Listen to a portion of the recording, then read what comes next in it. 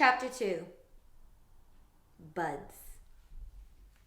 Less than a week, but more than a few days later, the boy texted me asking me to come over and hang. Maybe Liliana and Abel could come too, he said, making it feel allowed, even though on some level I knew it also didn't. But I wasn't really too concerned with my boyfriend, who had been gone for 6 months and I hadn't seen in 3 since I last went to visit him across the pond, and who still wasn't coming back for another whole 4 months. It's too long not to see someone you're fucking monogamously, in my opinion. And maybe that'll change with age, but honestly, I doubt it. So much of a relationship is touch, let alone looking into someone's eyes, and you can't do that over FaceTime. It's always 1 degree of separation, looking at their eyes instead of in. Or maybe I was just over it, who knows? I went over there as quickly as I possibly could because something inside me had been ignited that I couldn't ignore. He had already started popping into my mind while I touched myself, but on accident, and I'd entertain it, but then totally ignore that I had right after I did. And anyway, he felt more like a lost part of self than some sexual connection or romance that needed to be kindled. Obviously, I suppose that stuff was there, hiding from my conscious mind beneath the surface, but I had a boyfriend, so that took the pressure off all of it. It just felt like this sparkly thing inside that I'd been disconnected from, that I recognized in him. So I drove across town through summertime rush hour to feel it again. His street was on a big, steep, tree-lined hill that flattened out at the top. His spot was somewhere in the middle of the incline. A tall flight of stone steps led up from the street to his apartment. I climbed them to find a little garden at the entrance to a 4-plex, 2 units downstairs and 2 units upstairs. All 4 doors were at the same level, so when he opened his front door, another staircase rose behind him, this one made of wood. He smiled. "Hi, Billy." I squeezed him in a hug. "Hi." I'd missed him since the picnic, with a capital P. I didn't know until now. He led me up the inside stairs to his apartment, and I'm pretty sure it immediately became my favorite place I've ever been. Late afternoon filled the room with dull light. It was full of books and plants and instruments and a comfortable intimacy that wrapped you up through the air. I remember commenting on the suede green couch. "I love this, really." He seemed genuinely surprised and almost weirded out, like he didn't love it or something. "Do you not?" "No, it's cool, I guess." "Weird. I couldn't read him." "Is he your roommate's?" "No, it's both of ours, I guess." We sat on the couch. Our eye contact was deep but also relaxed as we both sat cross-legged facing each other, talking like old friends, catching up where they'd left off. "Where the heck are they?" He finally remembered after I have no idea how much time went by. Enough time that it was almost dark outside. It didn't feel like time. It felt fast, but also like forever. "They said they were on their way 2 hours ago." I texted Liliana and he texted Abel. They'd been stuck in that rush hour worse than me. Lil FaceTimed us. "Have you guys eaten?" "She wouldn't let us eat. She said we had to wait for you guys," said Abel.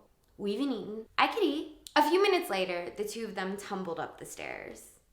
They were adorable and bubbling balls of hungry energy. Hungry for food, but also for fun and learning and life. The first time I met Lil was in an acting class. After I'd finished my turn to go up, the teacher asked the students for feedback. Liliana raised her hand. "I want to be your friend." She lived in New York and I was in LA, so the extent of our relationship didn't go too far beyond that. A couple dinners and catch-ups when she came into town. Fast friends, but still new, for sure. She was both soft and incredibly sturdy, with the type of confidence that doesn't push people away. Open and feminine and curious and real. She would always start a hang with, "So, did anyone learn anything today?" This was the first time I met Abel. I'd seen him on a TV show a couple years back when I was looking for a new manager. I was so blown away by his presence that I emailed his manager cold. "You clearly have an eye for cool young talent, and I'd love to meet." He offered me a deal, but I ended up going with another guy. A couple months later, that guy got deported to London. LOL. And I reached out again. We signed together in March. Abel was funny. An undeniable warmth shot out of him with every word. But he was blunt, with a healthy touch of stranger danger. Hey, yeah, you're with Martin, right? Yeah, super weird, because like 6 months ago or something, Lil tells me she met this super cool girl in class named Billy. Then a couple months ago, Martin tells me he signed this new girl, Billy. Then last week, my buddy here is like, I met this girl, Billy. And I'm like, okay, who is this girl? She's trying to kill me or what? It definitely was a bizarre series of events. Sure felt like the universe was trying to push us together or something. And although this was the first time we were all together in real life, it felt like we had never not been that way. Over the next few weeks, we spent a good amount of time together. Nights playing games and watching movies, smoking pot, seeing improv, and going to dinners. Normal stuff that somehow felt like magic. Every time I left them, I felt like I was in love, but couldn't pinpoint who with. Sure, Liliana kept commenting on how flirty the boy and I were with each other, but I really didn't look at him that way. I had been with my boyfriend for 2 years and some change, and the fuckboy I could see whisper through from time to time didn't seem like boyfriend material anyway. What struck me about him was the way he moved, the tenderness with which he approached his relationships, the way he never had a bad thing to say about other actors. The worst you would get is, they're not for me. The honesty that always seemed to penetrate his communication. Never disingenuous, but also never mean. The way he treated Abel and Lil and Winona, and now me, with a deep and sincere respect. I was impressed, which doesn't happen so easily with me. Then August came, and my boyfriend came back with it. It was nice to see him. Such a sweet boy. But no matter how much I tried to fight it, whatever used to exist between us had mostly died. I brought him around Lil and Abel a couple times. The boy happened to not be around just by chance. But the more I did, the more I realized I'd grown accustomed to being free. Not being obligated to include someone in all my plans. We had 2 weeks of strained interaction, and then I left for a mother-daughter trip to Italy. Being away from him made me realize even more how much I didn't miss him. But we had just done 7 months of long distance, and he was finally going to be back home in LA for 9. I felt like I owed us a shot. When I got back from Italy, it was September. My boyfriend was at work a lot, but when he was around, I kept being mean. It was like I couldn't help it. He'd be at work, and I'd be like, okay, be nice when you see him today. And then he'd get there and I just shut down, like it was involuntary or something. I didn't laugh at his jokes. I couldn't. It was shitty. On my part. One day, mid-month, Lil was back in town and invited me over to Abel's to hang. The 3 of us had a sweet little catch-up since I hadn't seen them since before my trip, and then Abel's phone rang at the same time that I got a text from my boyfriend letting me know he was getting off work early. Abel hung up and announced that the boy was going to join us. I asked if they cared if my boyfriend came too. I didn't really want to invite him, but I didn't know how not to. My boyfriend got there first. It was fine. Abel and Lil always liked him. Then the boy got there. It was the first and only time I was in a room with both of them.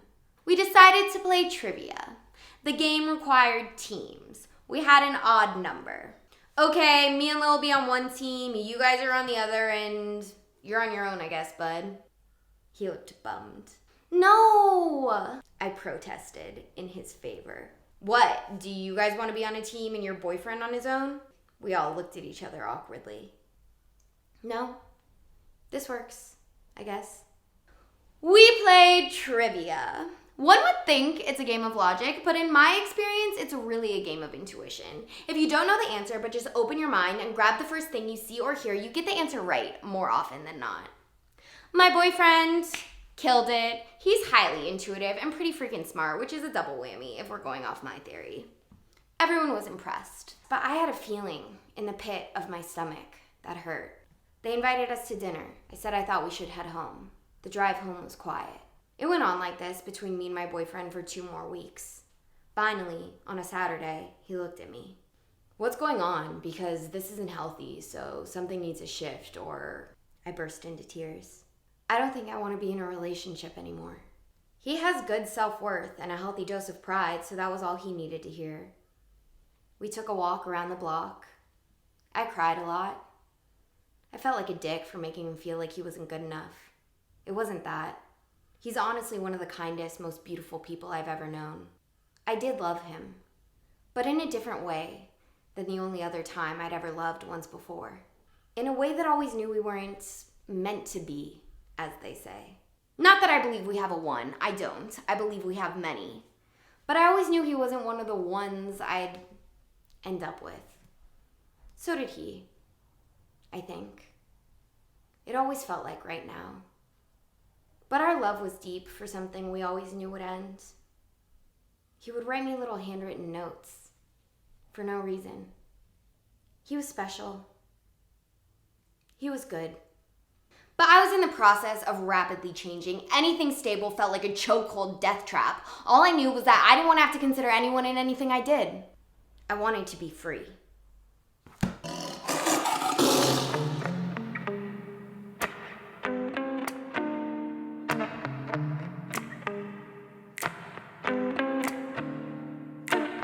My baby's a freak like me, and she knows just what I like. She carries all the keys to the places that no one dares to find. She won't tell nobody what goes on within these walls. If they talk, they probably tell you all about love.